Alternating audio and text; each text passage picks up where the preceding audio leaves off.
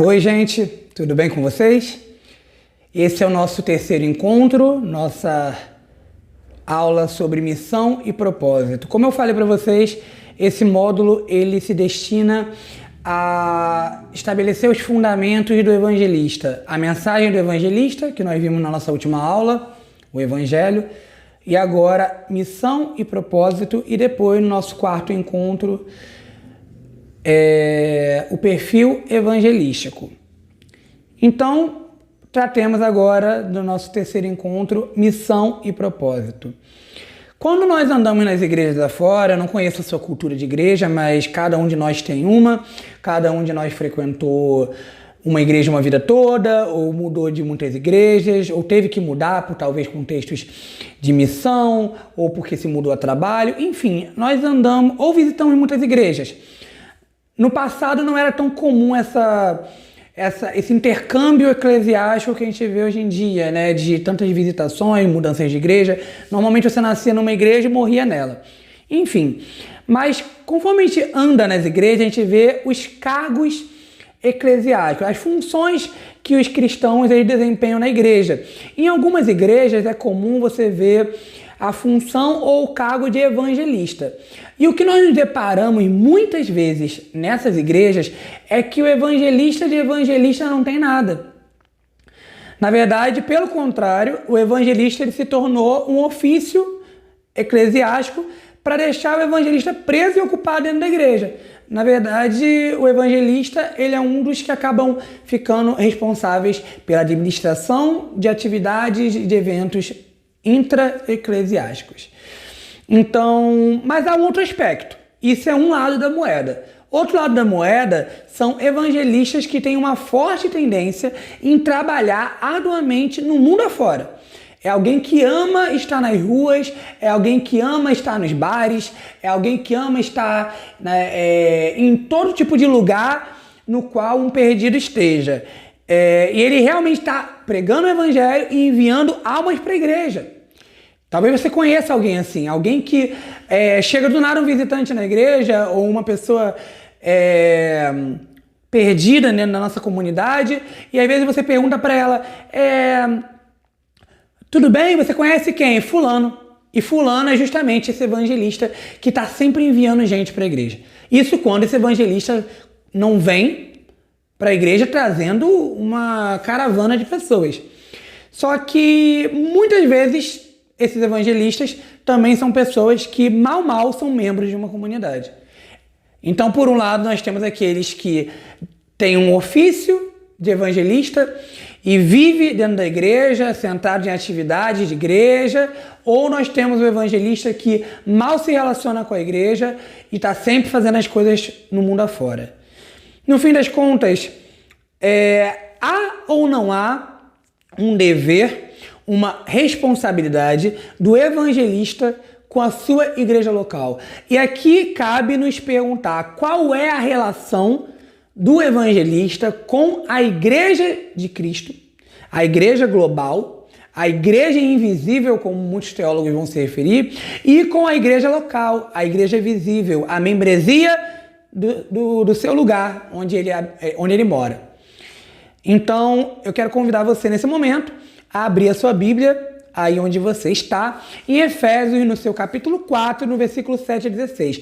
Hoje, o nosso encontro, a nossa aula é sobre a responsabilidade do evangelista para com a igreja de Deus. Amém? Efésios, capítulo 4, versículo 7 ao versículo 16, diz assim: E a graça foi concedida a cada um de nós segundo a medida do dom de Cristo. Por isso diz, quando ele subiu às alturas, levou cativo o cativeiro e concedeu dons aos homens. Ora, o que quer dizer ele subiu, senão que também havia descido até regiões inferiores da terra? Aquele que desceu é também o mesmo que subiu acima de todos os céus, para encher todas as coisas. E ele mesmo concedeu uns para apóstolos, outros para profetas, outros para evangelistas e outros para pastores e mestres, com vistas ao aperfeiçoamento dos santos para o desempenho do seu serviço, para a edificação do corpo de Cristo, até que todos cheguemos à unidade da fé e do pleno conhecimento do Filho de Deus, ao estado de pessoa madura, à medida da estatura da plenitude de Cristo, para que não mais sejamos como crianças, arrastadas pelas ondas e levados de um lado para outro por qualquer vento de doutrina, pela artimanha das pessoas, pela astúcia com que induzem ao erro. Mas seguindo a verdade em amor, cresçamos em tudo naquele que é a cabeça, Cristo, de quem todo o corpo bem ajustado e consolidado pelo auxílio de todas as juntas, segundo a justa cooperação de cada parte, efetua seu próprio crescimento para a edificação de si mesmo em amor. Esse texto bíblico é muito importante. De um tempo para cá, eu lembro que esse texto ganhou um significado muito grande na minha vida pessoal, mas ele já é muito significativo quando a gente vai falar, por exemplo, dos 5 ministérios. Mas eu queria me deter no evangelista. A escola de evangelistas decidiu se concentrar em tratar dos evangelistas. Mais uma vez, é necessário entendermos o que a Bíblia fala sobre eles. Esse texto bíblico de Efésios 4, 7 a 16, se necessário, leia e releia ele, é muito importante. Ele afirma algumas coisas muito importantes. Em primeiro lugar, os evangelistas são dons, ou seja, presentes de Deus. Olha lá no início do texto, no seu versículo 8. E deu dons aos homens. Tá bom? Se vocês olharem no versículo anterior, versículo 7, e a cada um de nós foi concedida a graça conforme a medida repartida por Cristo. Então, Cristo subiu em triunfo às alturas, Cristo levou cativo muitos prisioneiros, Cristo deu dons aos homens. Percebam que essa é o prenúncio do apóstolo Paulo, o escritor dessa carta, antes de falar que dons são esses. Percebam que realmente é aqui nesse texto bíblico que é afirmado que Cristo deu dons aos homens. A gente já sabe ali embaixo que ele vai colocar, né? E ele mesmo concedeu uns para... Percebam que há um paralelismo aqui. Ele concedeu dons aos homens, é uma citação do apóstolo Paulo, de um texto bíblico do Antigo Testamento. E ele vai se apropriar desse texto agora dizendo que dons são esses. E ele mesmo concedeu uns para apóstolos, profetas, evangelistas, pastores e mestres. Percebam que evangelista está nessa lista de dons que ele deu para a igreja. Quero que vocês vejam isso. Então, a primeira coisa que nós aprendemos com esse texto de Efésios é: evangelistas são dons de Deus, são presentes de Deus. Agora, a segunda coisa que nós aprendemos no texto bíblico de Efésios é: os evangelistas têm o dever de aperfeiçoar os santos para que eles desempenhem seu serviço. Alguém poderia dizer: os evangelistas são dons de Deus aos homens para a humanidade. Então, os evangelistas eles têm que realmente estar no mundo afora. Os evangelistas não têm obrigação nenhuma com a igreja local em si. Eles têm obrigação de enviar pessoas para a igreja, mas não necessariamente eles têm um compromisso para com a membresia de uma igreja local. Bem, no texto que a gente está lendo de Efésios, não é isso que ele está dizendo.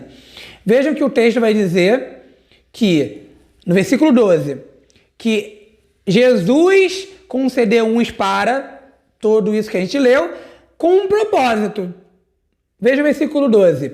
Com o fim de preparar, ou seja, com a finalidade, com o propósito, na intenção de preparar os santos para a obra do ministério, para que o corpo de Cristo, vejam, os santos, o corpo de Cristo, seja edificado, até que todos quem? Todos os santos alcancemos a unidade da fé e do conhecimento do Filho de Deus e cheguemos à maturidade, atingindo a medida da plenitude de Cristo. Então, são 3 momentos muito básicos nesse texto que dão toda a nossa base de entender que o evangelista não pode abandonar a igreja. A igreja local, ela precisa do evangelista. O evangelista, ele tem sim o papel de ser um dom de Deus para a humanidade. Por isso que lá, na nossa aula introdutória, eu falei sobre o evangelista ser uma ponte entre a igreja local e o mundo. E aqui eu estou lembrando porque há sim uma inquietação e muitas vezes uma indignação do evangelista com o ser parte de uma igreja local. Por ele ter uma paixão tão grande pelos perdidos, e às vezes ele olha para a igreja e não vê essa paixão, ele pensa em abandonar a igreja, porque a igreja está perdida. Muitas das vezes alguns evangelistas tomam essa postura e passam a desenvolver um ministério 100% no mundo. Ele ainda acredita na igreja, mas não para ele. Ele acredita que a igreja está corrompida. Então ele vai mandar pessoas perdidas para a igreja para elas serem discipuladas, ensinadas, amadurecidas, mas ele não acredita que ele deva perder o seu tempo na igreja.